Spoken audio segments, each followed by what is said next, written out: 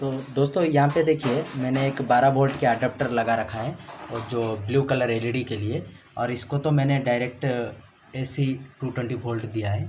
ठीक है, मैंने उसको सीरीज करके उसकी बीच में कैपेसिटर लगाया है, पूरी देसी तरीके से किट बनाया है। ज़्यादातर मस्कीटो जो बनाते हैं, चाइनीज़ का जो मस्कीटो बैट आता है उसी में किट निकाल के लगाते हैं। मैंने लेकिन खुद से बनाया है ये किट। इसके अंदर जो मैंने इस्तेमाल किया है ये बहुत ही अच्छा, उससे भी अच्छा रिज़ल्ट देता है। आप एक बार बनाइए, नाइट में इस्तेमाल करके आप देखिए, आपको खुद पता चल जाएगा ये कैसे काम करते हैं। मस्त काम करते हैं दोस्तों। तो चलिए दोस्तों, आज के लिए इतना ही। तब तक के लिए वंदे मातरम।